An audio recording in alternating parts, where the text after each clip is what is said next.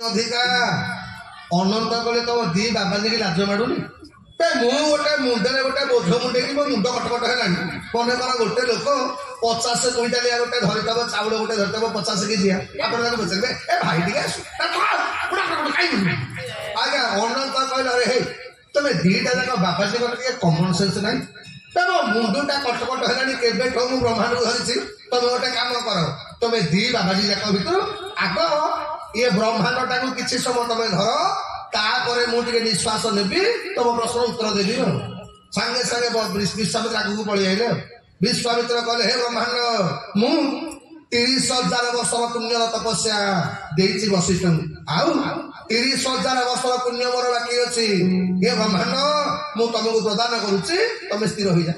ଆଜ୍ଞା ଯେତେବେଳେ ଏତିକି କହିକି ବ୍ରହ୍ମାଣ୍ଡ ଧରିଲା ବେଳକୁ ବ୍ରହ୍ମାଣ୍ଡ ଡଗମ ଆଜ୍ଞା ଏମିତି ଟଳମଳ ହେଲା ଯେ ବିଶ୍ୱାମିତ୍ର କହିବା ତମକୁ ଧରିପାରିବିନି, ଏ ଅନନ୍ତ ତମ ଧର। 30,000 ବର୍ଷ ପୁଣ୍ୟ ପଳେଇଗଲା। ଆଜ୍ଞା ବ୍ରହ୍ମାଣ୍ଡ ସ୍ଥିର ହେଲାନି। ଯେତେବେଳେ ବଶିଷ୍ଠଙ୍କ ପାଳି ପଡିଲା, ବଶିଷ୍ଠ କହିଲେ ହେ ବ୍ରହ୍ମାଣ୍ଡ, ମୁଁ ଯୋଉ ଜୀବନରେ ସତସଙ୍ଗ କରିଛି, ହରିକଥା ଶ୍ରବଣ କରିଛି, ଭାଗବତ ରାମାୟଣ ଶ୍ରବଣ କରିଛି, ହେ ବ୍ରହ୍ମାଣ୍ଡ ମୁଁ ମୋ ସତସଙ୍ଗର ଗୋଟେ ମୁହୂର୍ତ୍ତ ପୁଣ୍ୟ ପ୍ରଦାନ କରୁଛି, ତମେ ସ୍ଥିର ହେଇଯା। ଆଜ୍ଞା ସାଙ୍ଗେ ସାଙ୍ଗେ ବ୍ରହ୍ମାଣ୍ଡ ସ୍ଥିର ହେଇଗଲା। ଯେତେ ସ୍ଥିର ହେଇଗଲା ଅନନ୍ତ କହିଲେ ବିଶ୍ୱାମିତ୍ର ତମେ ବୁଝିପାଇଲ ତ କାହାର ପୁଣ୍ୟ ଅଧିକା? ଆଜ୍ଞା ବିଶ୍ୱାମିତ୍ର କହିଲେ ଆଉ କହିବା ଦରକାର ପଡିବନି। ଏଇଥିପାଇଁ ଆମ ଶାସ୍ତ୍ର କହିଛି ଆଜ୍ଞା ସାଧୁ ସଙ୍ଗର ଫଳ ଦେବେ ବଚନେ କହି ଭବେ ଭବେ ଗୋବିନ୍ଦ ଗୋବିନ୍ଦ ଗୋବିନ୍ଦ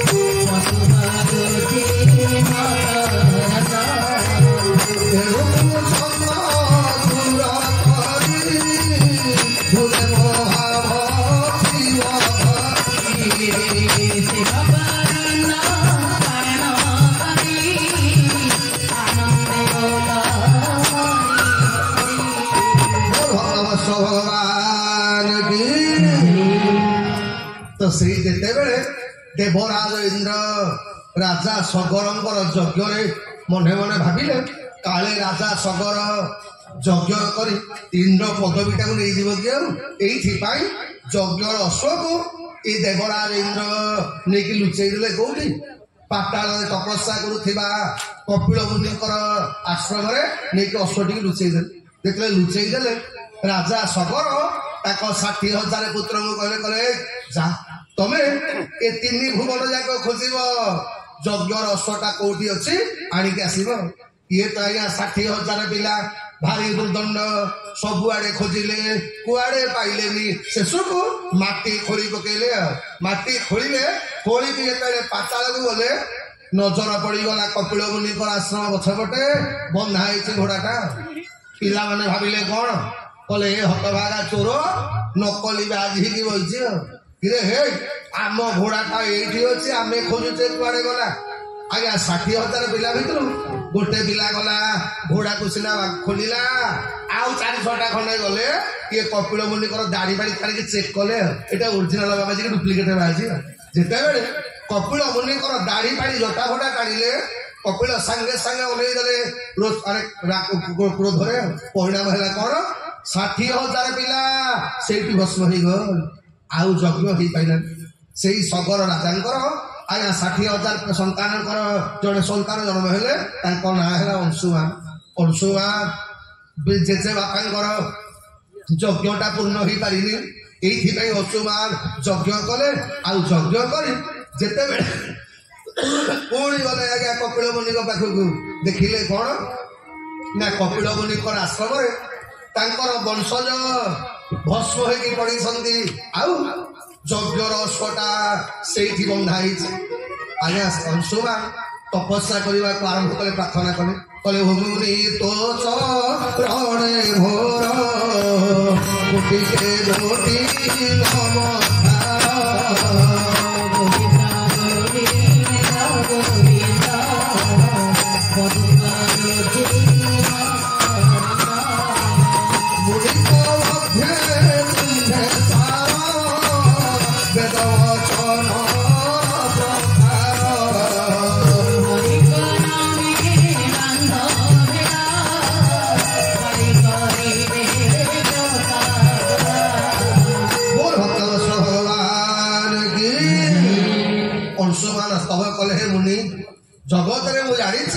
ମାନେ ମୋର ବାପା ଆପଣଙ୍କ ପାଖରେ ଅପରାଧ କରିଛନ୍ତି, ଆପଣଙ୍କୁ ଅସମ୍ମାନ କରିଛନ୍ତି, ଏଇଥିପାଇଁ ତମେ ତାଙ୍କୁ ଧ୍ୱଂସ କରିଛ।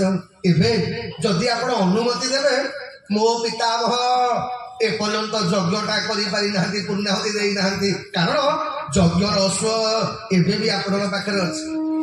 ଆଜ୍ଞା, ଅଂଶୁମାନଙ୍କ ସ୍ତବ ପାଖରେ, ଅଂଶୁମାନଙ୍କ ପ୍ରାର୍ଥନାରେ କପିଳ ମୁନିଙ୍କର ହୃଦୟଟା ଦ୍ରବୀଭୂତ ହେଇଗଲା। କପିଳ କହିଲେ, ଅଂଶୁମାନ ଯା, ତମକୁ ମୁଁ କଥା ଦଉଛି, ତମ ଜେଜେବାପା ଯଜ୍ଞଟା ସମ୍ପନ୍ନ କରିବେ। ଆଉ ଅଂଶୁମାନ କଲେ, ଗୁରୁଜୀ ସେଇଟା ହେଲା ଯେ, କିନ୍ତୁ ଏ ମୋ ପିତୃପୁରୁଷ ମାନେ ଉଦ୍ଧାର ପାଇବେ କେମିତି? ଅଂଶୁମାନ କହିଲେ, କଲେ ଶୁଣ, କପିଳ କଲେ ଶୁଣ, ମୋ ତପସ୍ୟାଟା, ମୋର ଅଭିଶାପଟା ବ୍ୟର୍ଥ ହବନି। ତମ ବାପା ମାନେ ଉଦ୍ଧାର ପାଇବାକୁ ହେଲେ ତମକୁ ଗଙ୍ଗା ଆଣିବାକୁ ପଡିବ।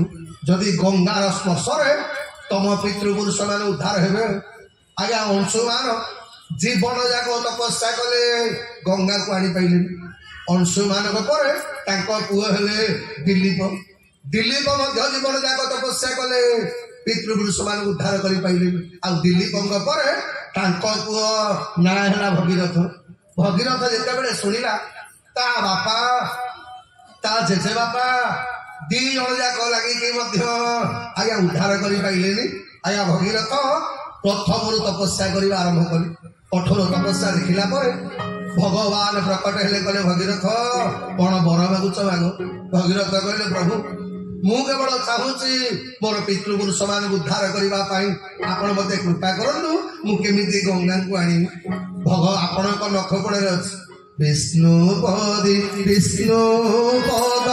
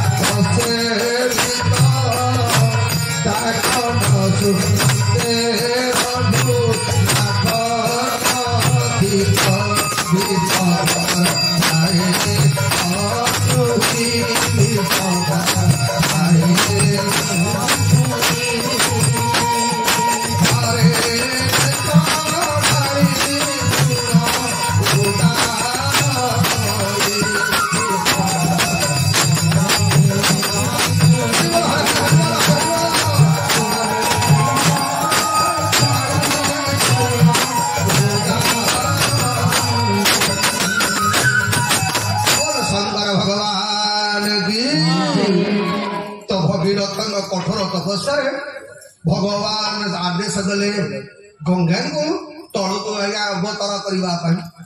ଗଙ୍ଗା ସିନା ତଳକୁ ଆସିବେ, କିନ୍ତୁ ଇଏ ଗଙ୍ଗାଙ୍କର ବେଗକୁ ଧାରଣ କରିବ କିଏ? ଦେବତା ମାନେ ପ୍ରାର୍ଥନା କଲେ, କଲେ ଭଗୀରଥ ତମେ ଶଙ୍କର ଭଗବାନଙ୍କୁ ପ୍ରାର୍ଥନା କର, କେବଳ ଶଙ୍କର ଭଗବାନ ଏ ଗଙ୍ଗାଙ୍କର ବେଗକୁ ଧାରଣ କରିପାରିବେ। ଏଇଥିପାଇଁ ସେଦିନ ଭଗୀରଥ ନିଜ ପିତୃପୁରୁଷ ମାନଙ୍କୁ ଉଦ୍ଧାର କରିବା ପାଇଁ ଭଗବାନ ଶଙ୍କରଙ୍କୁ ଧ୍ୟାନ କଲେ। ଶଙ୍କର ଭଗବାନ ପ୍ରକଟ ହେଲେ, କଲେ ଶୁଣ, ମୁଁ ମୋ ଜଟା ମାଧ୍ୟମରେ ଗଙ୍ଗାର ପ୍ରଚଣ୍ଡ ବେଗକୁ ଆଜ୍ଞା ଧାରଣ କରି। ଗଙ୍ଗା ଯେତେବେଳେ ତଳକୁ ଆସିଲେ, ଗଙ୍ଗାଙ୍କର ମନରେ ଅହଙ୍କାର କଲେ, ମୁଁ ଯେତେବେଳେ ତଳକୁ ଯିବି ଅର୍ଥ ଜଗତରେ ଭସ୍ମ କରିଦେବେ, ସମସ୍ତିକି କାଢିଦେବି। ଯେତେବେଳେ ଆଜ୍ଞା ପ୍ରଚଣ୍ଡ ବେଗରେ ଶଙ୍କର ଭଗବାନଙ୍କର ମସ୍ତକରେ ଗଙ୍ଗା ଲମ୍ଫ ପ୍ରଦାନ କଲେ, ଆଜ୍ଞା ଶଙ୍କର ଭଗବାନଙ୍କୁ ପାରିବ କି? ଯିଏ ହଉଛନ୍ତି ମୃତ୍ୟୁଞ୍ଜୟ, ଯିଏ କାଳର ପ୍ରତୀକ ଶଙ୍କର ଭଗବାନ ଏମିତି ମାୟା କଲେ, ଆଜ୍ଞା ମା ଗଙ୍ଗା ସେ ଜଟା ଭିତରେ ଗୋଟେ ହଜିଗଲ। ଯେତେ ଚାହିଁଲେ ଗଙ୍ଗା ଆଉ ପ୍ରକଟ ହେଇପାରିଲା। ବାଧ୍ୟ ହେଇକି ସେଦିନ ଭଗୀରଥ ପୁଣି ପ୍ରାର୍ଥନା କଲେ, ହେ ଗଙ୍ଗା, ହେ ଶଙ୍କର ଭଗବାନ, ଆପଣ କୃପା ନ କଲେ ସେତେବେଳକୁ ଗଙ୍ଗାଙ୍କର ଗର୍ବ ଦୂର ହୋଇସାରିଲାଣି। ରାଜା ଭଗୀରଥ ଯିଏ ଉଦ୍ଧାର କଲେ ନିଜର ବଂଶ, ଯୋଉ ଜାଗାରେ ଗଙ୍ଗା ସାଗରରେ ମିଶିଛନ୍ତି ସେଇଠି ଗଙ୍ଗା ସାଗର ମେଳା ହୁଏ ଏଇ ମକର ସଂକ୍ରାନ୍ତି ପାଇଁ। ଅର୍ଥ ପିତୃପୁରୁଷ ମାନଙ୍କୁ ସେଇଦିନ ଉଦ୍ଧାର କରିଥିଲେ ମା ଗଙ୍ଗାଙ୍କର କୃପାରୁ ରାଜା ଭଗୀରଥ। ତ ସେଇ ପବିତ୍ର ସୂର୍ଯ୍ୟ ବଂଶରେ ଶୁକଦେବ ଗୋସ୍ୱାମୀ କଲେ, ପରୀକ୍ଷିତ ସେଇ ପବିତ୍ର ସୂର୍ଯ୍ୟ ବଂଶରେ ମହାରାଜା ରଘୁଙ୍କ ପୁଅ ହେଲେ ଅଜ, ଆଉ ଅଜଙ୍କର ପୁଅ ହେଲେ ଦଶରଥ। ଏ ବାପା ମାନେ ମା ମାନେ ରାଜା ଦଶରଥ ଶବ୍ଦର ଅର୍ଥ କଣ ନା 10ଟା ଇନ୍ଦ୍ରିୟର ମାଲିକ। ବହୁତ ଦିନ ହେଇଗଲା ରାଜା ଦଶରଥଙ୍କର ଘରେ ସନ୍ତାନ ନାହିଁ। ଦିନେ ରାଜା ଦଶରଥ ଗୁରୁ ବଶିଷ୍ଠଙ୍କ ପାଖରେ ପହଞ୍ଚିଲେ, କହିଲେ ଗୁରୁ ପାଦରେ ନମସ୍କାର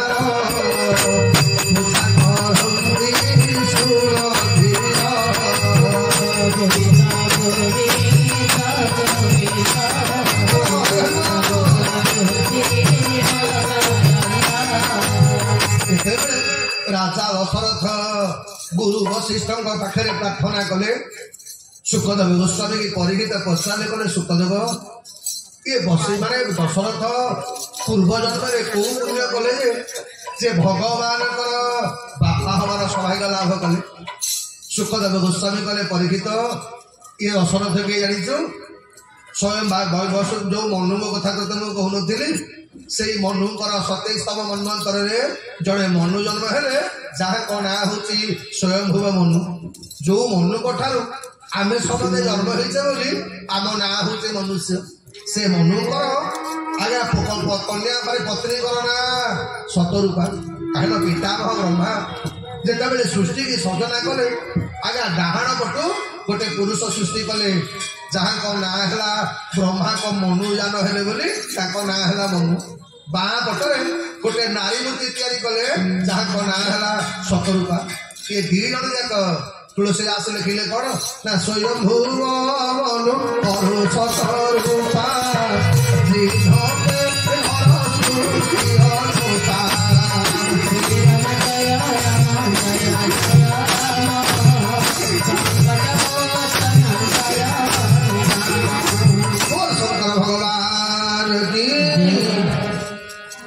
ଯୋଉ ମନୁ ଶତରୂପାଙ୍କର ଆପଣ ମାନେ ଆମେ ମାନେ ପ୍ରଥମ ଦିନ ଶୁଣିଥିଲେ ଯୋଉ ଧ୍ରୁବଙ୍କର ପ୍ରସଙ୍ଗ, ଇଏ ହଉଛନ୍ତି ମନୁଙ୍କର ଆଜ୍ଞା ପୁତ୍ର ଉତ୍ତାନାପାଦାଙ୍କର ପୁଅ ହେଲେ ଧ୍ରୁବ।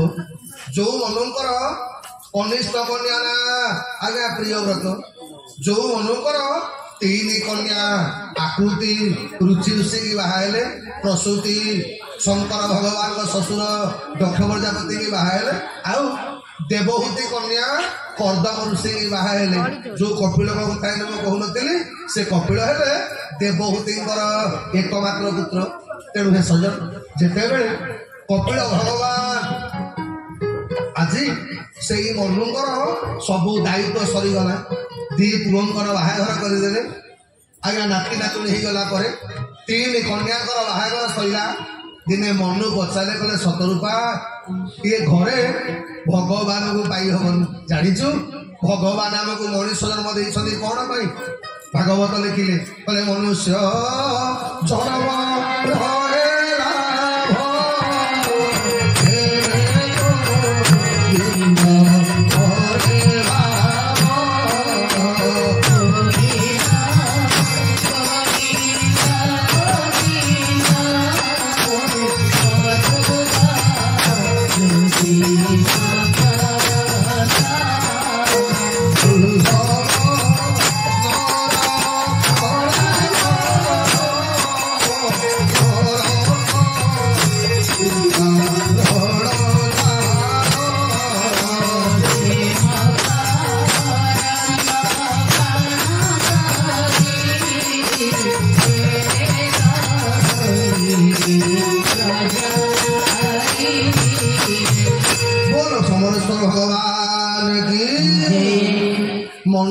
କହିଲେ ଶତରୂପା ବହୁଦିନ ହେଲା ଆମେ ସଂସାର କଲେଣି, ଆଲୋ ମାନବ ଜୀବନଟା ସଂସାର କରିବାକୁ ଭଗବାନ ଦେଇନାହାନ୍ତି ବା। ଆଲୋ ମନୁଷ୍ୟ ଜୀବନର ଲାଭ ହଉଛି ଏଇଆ 80 ଲକ୍ଷ ଜମି ବୁଲି ସାରିଲା ପରେ এইଥିପାଇଁ ଆମେ ମାନେ ମଣିଷ ଜନ୍ମ ପାଇଛେ। କାରଣ ଏଇ ମଣିଷ ଜନ୍ମରେ ଆମେ କେବଳ ଭଗବାନଙ୍କ ସହିତ ସମ୍ପର୍କ ରଖିପାରିବା। ଏଇ ମନୁଷ୍ୟ ଜୀବନଟା ଆମକୁ ଦେବତା କରିଦବ, ଏଇ ମଣିଷ ଜୀବନ ଆମକୁ ଅସୁର କରିଦବ। ଆମେ ଯାହା ଚାହିଁବା ମଣିଷ କେବଳ ହେଇପାରେ। ଏଇଥିପାଇଁ ଭାଗବତରେ ଭଗବାନ କହିଲେ କଣ ନା, ଯେତେବେଳେ ଭଗବାନ ସବୁ ଜୀବଜନ୍ତୁ ମାନଙ୍କୁ ତିଆରି କଲେ, କିନ୍ତୁ ଭଗବାନଙ୍କ ମନଟା କୋଉଠି ସନ୍ତୁଷ୍ଟ ହେଲାନି ବା। କାରଣ କଣ? ଭଗବାନ ଦେଖିଲେ ମୁଁ ଯେତେ ଜୀବଜନ୍ତୁ ତିଆରି କଲି କୌଣସି ଜୀବଜନ୍ତୁ ମତେ ମନେ ପକେଇବନି। ମନେକର आम एठे लोक हेबेनी वीरेन्द्र भागा कहे लोक बाग कई होना जेतेक छत्र बजार षंढ बुलूं आनिबी सत्संग गोटे करेंगे कौन हम आज्ञा षंढ को डाकिले से बसिक सत्संग करेंगे जेतेक जीवजंतु आज्ञा सत्संग कहीं करें भागवत भगवान कहले कौन ना मनुष्य देहे दिव्य ज्ञान देखी संतुष्ट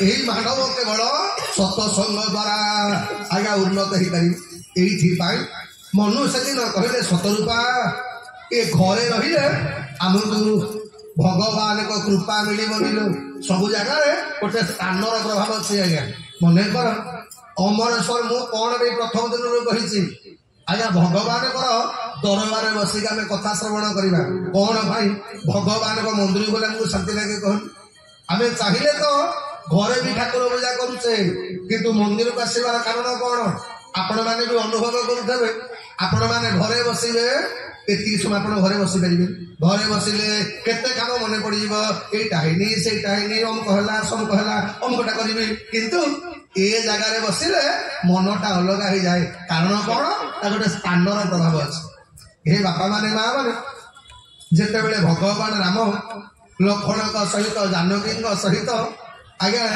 जाइए आज्ञा रही कौटी कहले दंडकारण्य तो दंडकारण्य रही बेले भगवान आज्ञा दिने लक्ष्मण को नजर पड़गला गोटे उच्चा जगह आज्ञा लक्ष्मण उच्चा जगह कौन बोलिक भाभी जिते से उच्चा जगह उपर चढ़ीगले तो चढ़ीगला बेले लक्ष्मण को मन में भावना आईला हे बापा तो बड़ भाई को वनवास पठे मु कौन भी सागर बुझीपारूनी मो स्त्री टाक छाड़ी मुझे कौन पे पछे गोड़े ये तो मो खाଇବା कथा बुझुनी मो शोवा कथा बुझुनी मो कहीं पछे गोड़ेबी आज्ञा मन भितर या भावना खाली भगवान प्रति खराब भावना सब आईला जिते बेले से माटी दुटा तलू गोल हो पड़े पुणी नर्माल हो गले लक्ष्मण कहले मो मनटा परिवर्तन कहीं गल दिन आज्ञा पुणी से माटी गदा पर बसिले से भावना तलू गोल आसिले पवित्र भावना 3-4 दिन गला लक्ष्मण दिन भगवान को कहले प्रभु मु जाति पारुनी आज के 12 वर्ष है आप सागर अच्छी मो मन के परिवर्तन है से माटी पिड़ा पाक गले मो मन नहीं परिवर्तन हो जाऊँगी भगवान कहले लक्ष्मण रे सेटा तम दोष नुह सेटा हूँ से स्थान दोष ना माने ना से स्थान दी भाई रहुते जनकना सुंदर आउ जनकना उपसुंदर ये दी भाई गोटे कथा आज्ञा दी भाई एमती भल पाइबा गोटे पेंट पिंधे गोटे ड्रेस पिंधे एकाठी शोबे एकाठी खाइबे एपरिक दी भाई जाक ब्रह्मा को तपस्या कले एकाठी कौन देखले तपस्या पितामह ब्रह्मा कले सुंदर उपसुंदर कौन बर मागुच माग सुंदर उपसुंदर कले आमको अमर बर दियो ब्रह्मा कले बापा ही पार से डिपार्टमेंटा मोर नुह मु तो मरुचे तुमको अमर देवी कौन तमें गोटे बर माग केमिति मर सुंदर उपसुंदर देखिले जे आम दी भाई जो संपर्क ये सुंदर उपसुंदर कहले कले हे ब्रह्मा आमको बर दियो जगत आमको कहीं मारी पारे जो दिन आम दी भाई जाक निज निज भितर बाड़िया बाड़ी लगे आम से दिन मरबू आज्ञा ये दी भाई तो बाड़िया बाड़ी लगे ये दी भाई जाक आज्ञा 3 दिन जाक जय कले देवराज इंद्र को परास्त कले सब आड़े राजनीति कले मरवे केमी ये दी भाई तो बाड़िया बाड़ी लगे ना ये सुंदर उपसुंदर को मारे पितामह ब्रह्मा गोटे अप्सरा किए तैयारी कले आज्ञा जो अप्सरार सौंदर्य उपमा नाई बोली ता ना देले तिलोत्तमा अप्सरा टी तैयारी कले ये दी भाई जाक पाखे नहीं छाड़देले ये तिलोत्तमा को देखला सुंदर कहला मु बाहाबी उपसुंदर कहला मु बाहाबी आज्ञा दीटा जाक से सब तिलोत्तमा कहला देख मु तुम 2 जन भर केवल जड़ को मैनेज कर मु 2 जन बाहाबी ना तुम गोटे कम कर तमें दी भाई जाक डिसाइड कर सुंदर कहला उपसुंदर तुम कथा माने आ तो मु किसी दिन बाहाई पड़े तू बाहाबू सुंदर कहला से कथा बनी मु बाहाबी आज्ञा दी भाई जाक तिलोत्तमा बसी तुम गोटे कम करूना दी भाई जाक बाड़िया बाड़ी लगम जी जीत मत बाहा आज्ञा दी भाई जाक एमती नारी माया पड़े बाड़िया बाड़ी सफा पड़ तेणु भगवान कहले लक्षण रे जो जगार शुद्ध उपशुद्ध दी जन जाक गंडगोल होता तमें से जगार बसिले तुम मनटा विभ्रम हो जाऊँ अर्थ कौन हे बापा माने माँ माने स्थान भी गोटे प्रभाव अच्छे सबू जगार सबू कामटा हो पारे आम तीर्थ को जाऊ कौन कौन आज्ञा विभिन्न जगह बुला जाए कह कारण है से स्थान प्रभावटा आम मन उपर पड़ो स्वयंभुव मनु कहले कहले सतरूपा घरे बसिले आम भगवान को पाइबानी चाल गोटे काम करवा नमिषा घरे ईश्वरे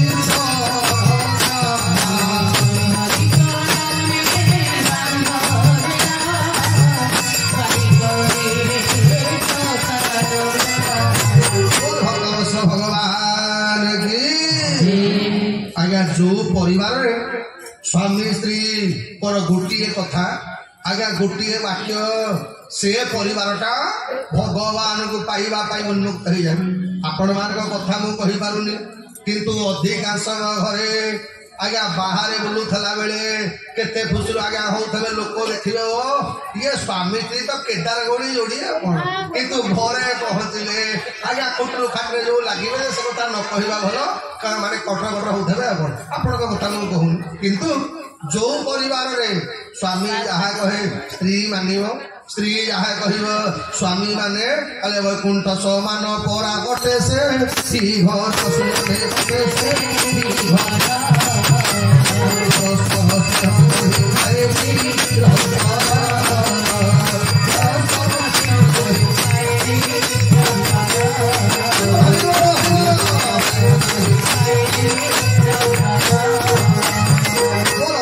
भगवान की तो राजी स्वामी स्त्री दी जन जाक सकल वैभव को परित्याग कले नमिषारण्य को आज्ञा गले तपस्या करने भगवान प्रिय मंत्र जो द्वादशाक्षर मंत्र ओम नमो भगवते वासुदेवा मंत्र को जप करने को आरंभ कले द्वादश अक्षर मंत्र जप सहित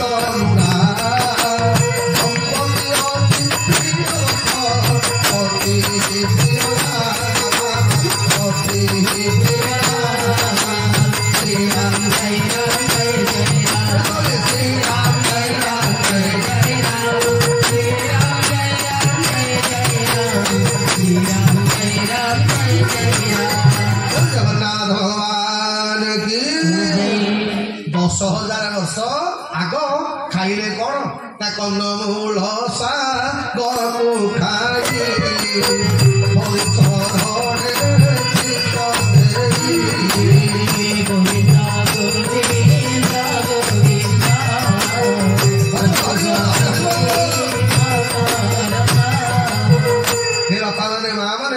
आपण मैंने भागवत श्रवण करेंगे सुखदेव गोस्वामी कहले परीक्षित जीवन में खाद्यर प्रभावटा देख ये भागवत श्रवण कला आज्ञा परीक्षित महाराज पानी के भी स्पर्श करते कारण कौन आमे माने जेमिति खाद्य खाइबा आम मनटा सेमिति हम यहीटा आगुरी आमर पुराण कहूला आमे विश्वास करूँ आज्ञा वैज्ञानिक माने कहले डाक्तर माने कहले जे आपण जेते शुद्ध खाद्य खाइबे जेते सात्विक खाद्य खाइबे जेते कम तेल मसला खाइबे ताहाले आपण माने सुस्थ रे बंची ए आज्ञा जीए पद्मश्री उपाधि पाई काशीर 129 वर्षर सन्थ यही मासे तले आइथिले आज्ञा पुरी 129 वर्ष एबे भी दिन को 6 घंटा पिला मानू जोग ट्रेनिंग दौरान आ 129 वर्ष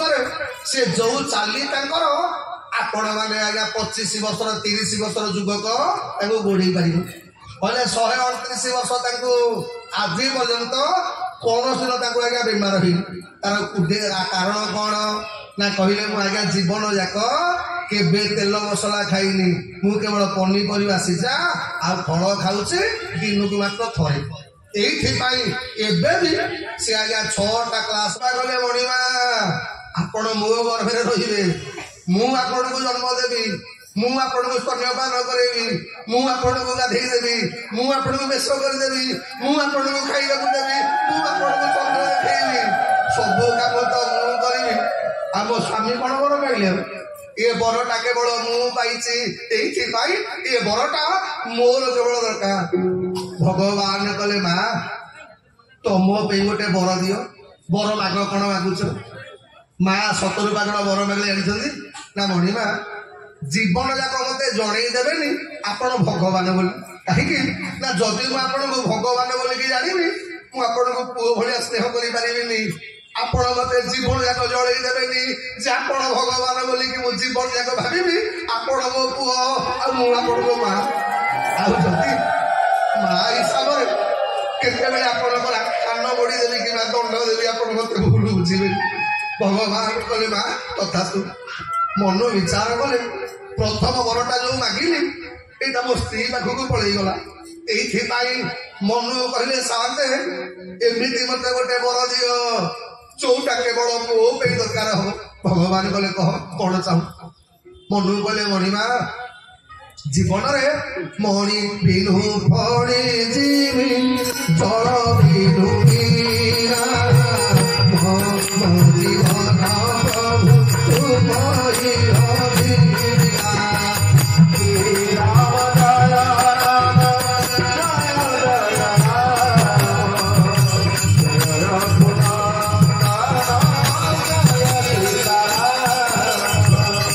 ବାପାମାନେ ମା ମାନେ ଋଷ୍ୟଶୃଙ୍ଗ ଏମିତି ପ୍ରଚଣ୍ଡ ତପସ୍ୱୀ ଆଜି ପର୍ଯ୍ୟନ୍ତ କୌଣସି ମଣିଷ ମୁହଁ ଦେଖି ନାହାନ୍ତି। ବିଭାଣ୍ଡକ ଋଷି ତାକୁ ଅଗଣା କରି ଜଙ୍ଗଲ ଭିତରେ ରଖିଛନ୍ତି। ଏତେ ତପସ୍ୟା କଲେ ଯେ ଦେବରାଜ ଇନ୍ଦ୍ର ଯାଇକି ଋଷ୍ୟଶୃଙ୍ଗ କହିଲେ ଋଷ୍ୟଶୃଙ୍ଗ କଣ ବର ମାଗୁଛ ମାଗ। ଏ ଋଷ୍ୟଶୃଙ୍ଗଟା ଗାଧେଇବାକୁ ଭାରି ଭଲ ପାଏ। ଆଉ କହିଲା ଇନ୍ଦ୍ର ମତେ ବର ଦେ ମୁଁ ଯେତେବେଳେ ହାତ ଟେକିବି ତୁ ସେତେବେଳେ ବର୍ଷା କରିବି। ଆଜ୍ଞା ସେ ଯୋଉଠାରୁ ଇନ୍ଦ୍ର ବର ଦେଇଛି ଋଷ୍ୟଶୃଙ୍ଗକୁ। ବଶିଷ୍ଠ କହିଲେ ଲୋମପାଦ ତମେ ଯଦି ତମ ରାଜ୍ୟକୁ ଋଷ୍ୟଶୃଙ୍ଗକୁ ଆଣିପାରିବ ତାହେଲେ ବର୍ଷା ହବ, ତମ ମାନେ ରାଜ୍ୟ ବଞ୍ଚିବ। ଋଷ୍ୟଶୃଙ୍ଗ ଘୋଷଣା କଲେ ଯେ କିଏ ସେ ଋଷ୍ୟଶୃଙ୍ଗକୁ ଆଣିପାରିବ? ଲୋମପାଦ ଘୋଷଣା କଲେ ରାଜ୍ୟରେ। ଆଜ୍ଞା ବ୍ରାହ୍ମଣ ତପସ୍ୱୀ କୌଣସି ଲୋକ ରାଜି ହେଲେନି, କାରଣ ଜାଣିଛନ୍ତି ଋଷ୍ୟଶୃଙ୍ଗ ଯୋଉ ମାନେ ରାଗି ବିଭାଣ୍ଡକ ଯଦି ଅଭିଶାପ ଦେଇଦେବେ। ତେଣୁ ଏଇଥିପାଇଁ କୌଣସି ଲୋକ ରାଜି ନହେଲା ବେଳେ ଜଣେ ବେଶ୍ୟା ଥିଲା ତା ନାଁଟା ଜରତା। ଜରତା ବିଚାର କଲା ଆରେ ଯଦି ମତେ ଋଷି ଅଭିଶାପ ଦେବେ ମୁଁ ବେଶ୍ୟାଟା ମରିଗଲେ ଅସୁବିଧା କଣ ହଉଛି, କିନ୍ତୁ ମୋ ପାଇଁ ଯଦି ମୋ ରାଜ୍ୟ ବଞ୍ଚିଯିବ। ଏଇଥିପାଇଁ ଜନତା କଣ କଲା ନା ମାୟା କରି ଆଜ୍ଞା ନିଜକୁ ତପସ୍ୱୀ ବେଶ ଧାରଣ କଲା। ଯାଇକି ଋଷ୍ୟଶୃଙ୍ଗଙ୍କ ପାଖରେ ପହଞ୍ଚି ନେଇ ଆଇଲା ଲୋମ ଆଜ୍ଞା ଚମ୍ପାବତୀ ରାଜ୍ୟକୁ। ଯେମିତି ଆଜ୍ଞା ଲମ୍ବା ଚମ୍ପାବତୀ ନଗରକୁ ଆସିଗଲେ ଋଷ୍ୟଶୃଙ୍ଗ। ଗରମ ଲାଗିଲା, 12 ବର୍ଷ କାଳ ବର୍ଷା ହେଇନି, ସାଙ୍ଗେ ସାଙ୍ଗେ ଋଷ୍ୟଶୃଙ୍ଗ ହାତ ଟେକିଲେ ବର୍ଷା ହେଲା। ଆଉ ତ ସେଇ ଋଷ୍ୟଶୃଙ୍ଗକୁ ଡାକିବା ପାଇଁ ବଶିଷ୍ଠ କହିଲେ ଶୃଙ୍ଗି ଋଷିବ ଶିଷ୍ଟ ବୁଲାବା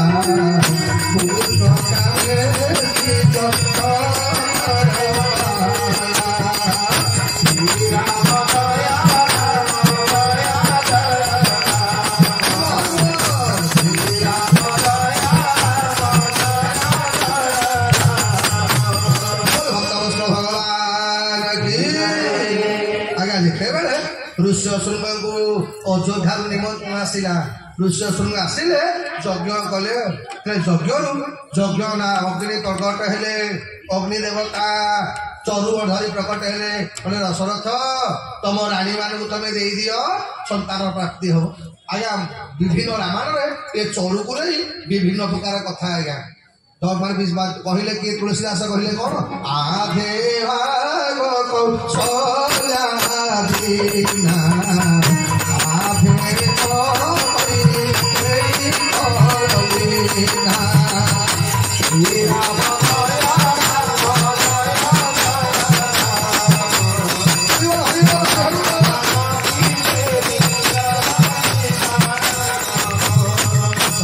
ରାଜା ସାଙ୍ଗେ ସାଙ୍ଗେ ଚରୁଟାକୁ 2 ଭାଗ କରିଦେଲେ। ଅଧେକ ଦେଲେ ମା କୌଶଲ୍ୟାଙ୍କୁ, ଅଧେକ ଦେଲେ ମା କୈକେୟୀ। ରାଜାଙ୍କର ଆଉ ମନେ ନାହିଁ ସୁମିତ୍ରା ମଧ୍ୟ उपवास कर तेणु ये कौशल्या तो भारी दयावती कौशल्या कहले सुमित्रा रे ने मो भाग चरु तू टे भक्षण कर कही देखला नानी तो देले मत तो देवाक पड़ो ये माँ कही सी भी टे चरु दे माँ सुमित्रा कहले कहले कौशल्या नानी तम चरु जो संतानटा जन्म हम सेटा तम पुअर सेवा कर हे कही नानी तम चरु जो संतान जन्म हम सी तम पुअर सेवा कर आज्ञा जी चरु भक्षण कले नारी माने गर्भवती हे दासांकर आनंद कहले न सरे प्रथम थर पाई अपुत्रिक घरे पुओ जन्म हम 10 मास 9 मास पूर्ण होला परे भगवान मोर प्रकट हेबे केतेबेले नौमी तिथि मधु मास पुनीता सुतला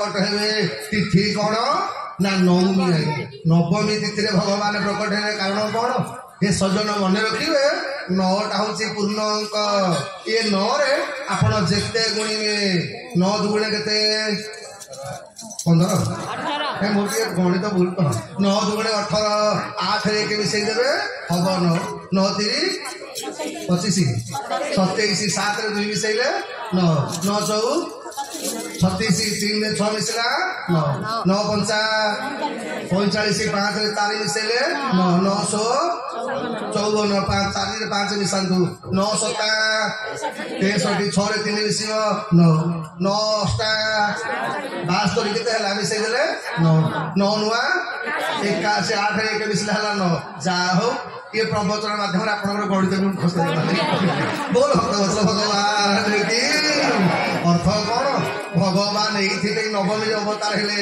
कहले ये मनीष जीवन में आपण जेते बड़ हूँ जेडे कोटिपति हूँ जेते बड़ हूँ मला बेलू राम नाम सत्य है यहीटा शुणाटा फाइनाल ये नौमी तिथि मधुरा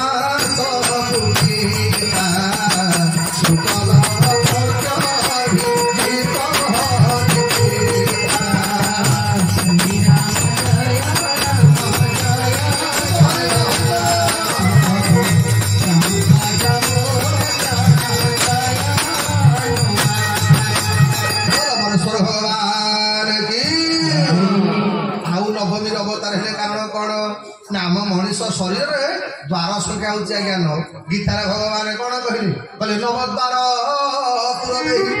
मनीष शरीर द्वार संख्या हूँ 9 ये मानव जीवन को सार्थक करने भगवान अवतार हेले नवमी तिथि खाली से नुह आम ग्रह संख्या केते 9 मोर 10 नंबर ग्रह जामाता 10 नंबर ग्रह भिणे आज्ञा 10 नंबर ग्रह मधुबाना 10 नंबर ग्रह पूजा कर बोल भक्तवत्सल भगवान की ग्रह संख्या 9 ग्रह मान उद्धार करने को भगवान अवतार हेले नवमी तिथि जगन्नाथ महाप्रभुଙ୍କର रथ यात्रा केते दिन आज्ञा 9 दिन खाली सेतिकी नुह आम भक्ति केते प्रकार सबड़े परीक्षित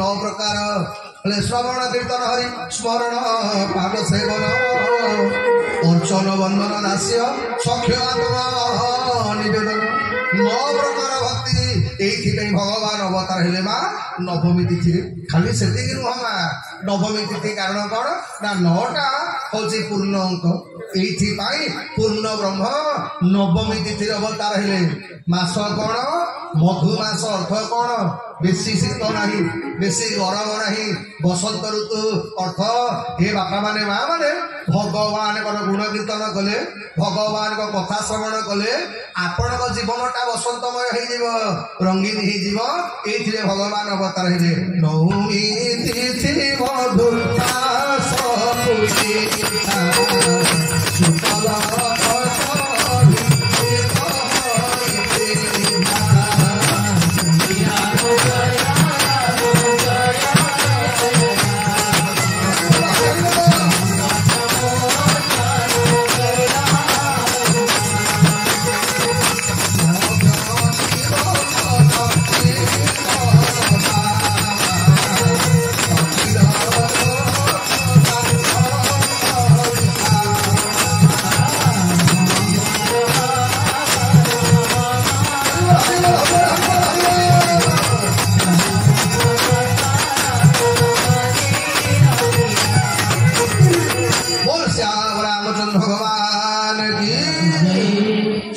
ମାସ शुक्ल पक्ष नवमी तिथि मंगलवार अभिजित मुहूर्त पुष्या नक्षत्र कर्कट राशि ठीक दिन 12टा बेले सूर्य आकाश जिते अच्छा मध्याह्न समय भगवान मोर भय प्रगट कृपाला दीन दयाला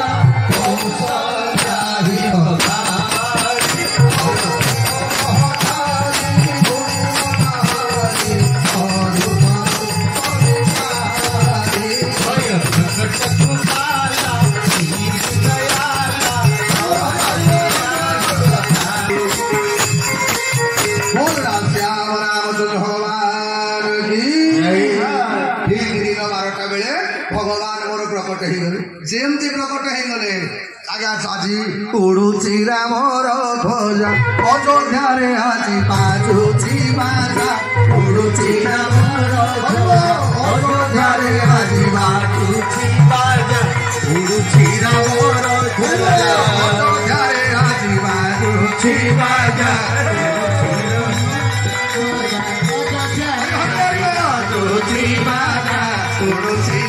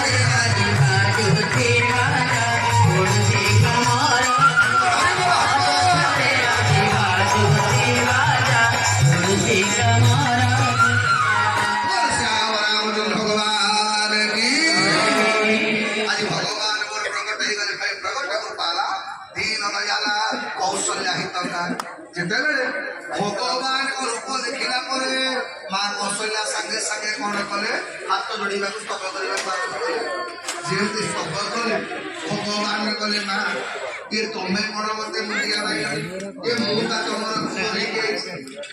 कौशल्या कहला प्रभु आज पर्यटन मुझे भावुली जे आपण कथा देकी कथा रखा लोक है ईश्वर आ मनीष ईश्वर आ जीव भितर पार्थक्य कौन आज्ञा भगवान जोटा कथा दियंती कथा रखती ना है ईश्वर आ जी कथा देकी कथा न रखे तारी नाटा हूँ आम भाया जीव कौशल्या कहला शांति आपण सीना मोर पुओ रूप आई मुझे आपण मत मुंडिया मारी था आपण परा मोर बापा रूप आईले भगवान कहले मान ना प्रभु जी आपण को देखिबो एने मने कर लोक जानिबे जे 10 कौशल्या गोटे 25 गुटिया पिला जन्म करछ के विश्वास करिवो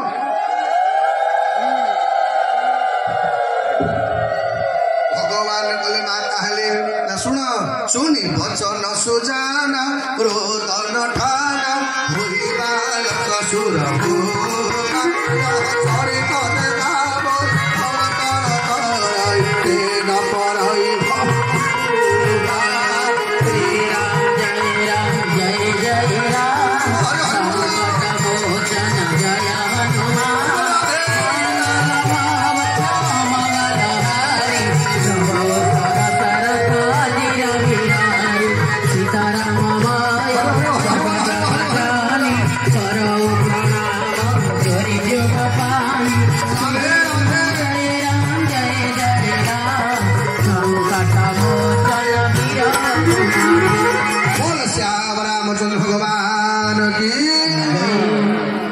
अमर सब भगवान देखुता तुम इष्ट देव जी जय कर न पकड़ आज 2टा खंडे भूत ठाकुर पठे बोला बेल तो हाथ पड़े पड़े बोल